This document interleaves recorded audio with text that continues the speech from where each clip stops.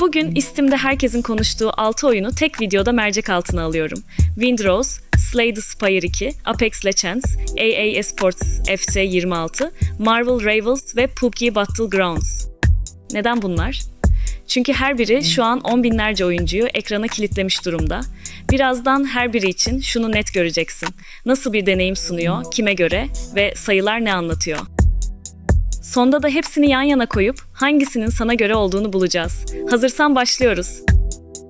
İlk durağımız Windrose, korsan çağında PvE hayatta kalma macerası sunan bir açık dünya deneyimi. Karada ve denizde keşif ve savaşla dolu, karanlık sırlarla çevrili bir atmosferi var. Oyunun çekirdeği, Souls-like tarzı zorlu dövüşler, gemi komutası, inşa ve üretim sistemleriyle birleştirilen dinamik bir mücadele. Tek başına veya arkadaşlarınla eşli olarak oynayabilir, ayarlanabilir zorluk sayesinde casual oyunculardan rekabetçi meraklılara, kısa oturumlardan uzun keşif seanslarına kadar her tür oyuncuya hitap ediyor. Şu an sadece Windows platformunda mevcut ve minimum sistem gereksinimleri bir 60, 4 bit i7-8700K ya da Ryzen 7 2700X, 16 GB RAM ve GTX 1080 Ti gibi bir ekran kartı gerektiriyor. Düşük sistemlerde çalışmayabilir. Şu an yaklaşık 5000 kişi oynuyor, oyuncuların %87'yi olumlu. Üstelik bugünün beğeni şampiyonu, %87 olumlu oyla listenin zirvesinde. Peki bu oyun tam olarak kime göre? Hem tek başına hem arkadaşla oynanabiliyor, iki tarafa da hitap ediyor. Kol desteği tam, koltuktan da rahat oynanıyor. Platform tarafında Windows destekli, güncel bir sistem ister. Sıradaki oyunumuz Slay the Spire 2. Şu an yaklaşık 65 bin kişi oynuyor. Oyuncuların %60'ı olumlu. Bunca yıla rağmen yaklaşık 65 bin kişiyi aynı anda ekranda tutmak, az oyunun başarabildiği bir şey, modası geçmeyen oynanışın kanıtı. Bağımsız yapımcı sevenler için hala ilk duraklardan biri. Bugünün listesinde oyuncu kalabalığında 5 sırada.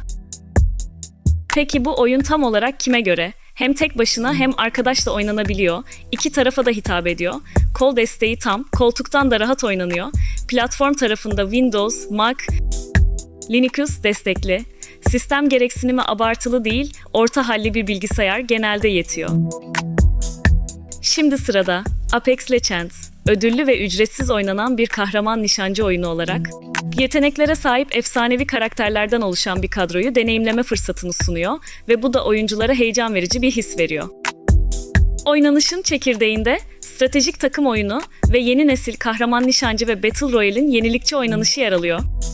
Bu oyun hem solo hem de eşli oynanabilecek şekilde tasarlandığından casual ve rekabetçi oyuncuların yanı sıra kısa veya uzun oturumlar için uygun olabilir.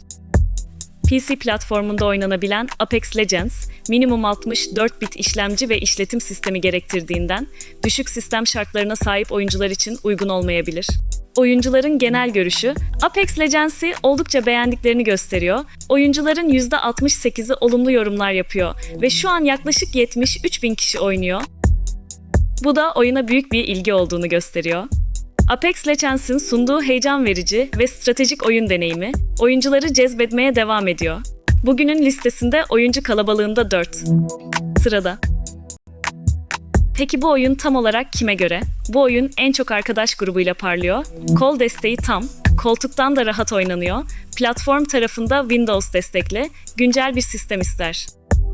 Ve şimdi karşında EA Sports FC 26 şu an yaklaşık 80 bin kişi oynuyor, oyuncuların %50'i olumlu. Bunca yıla rağmen yaklaşık 80 bin kişiyi aynı anda ekranda tutmak, az oyunun başarabildiği bir şey, modası geçmeyen oynanışın kanıtı. Simülasyon sevenler için hala ilk duraklardan biri. Bugünün listesinde oyuncu kalabalığında 3 sırada. Peki bu oyun tam olarak kime göre?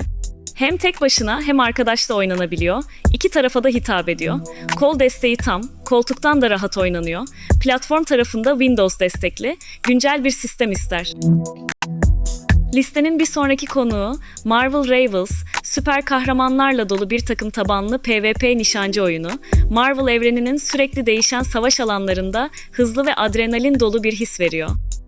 Oynanışın çekirdeği, karakter seçimi ve birlik olma yetenekleriyle arkadaşlarınla koordineli ateş gücü oluşturup rakip takımları alt etmeye dayalı, hedef odaklı bir nişancı deneyimi.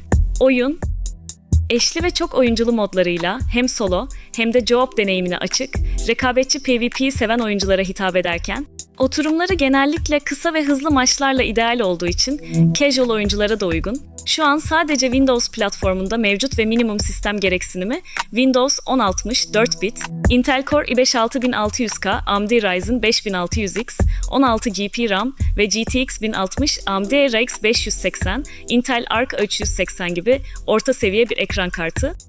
Düşük sistemli oyuncular bile rahatça çalıştırabilir. Oyuncular oyunun dengesi ve kahraman çeşitliliğini övgüyle karşılıyor. Şu an yaklaşık 107.000 kişi oynuyor, oyuncuların %76'ı olumlu. Bugünün listesinde oyuncu kalıbalığında 2. Sırada.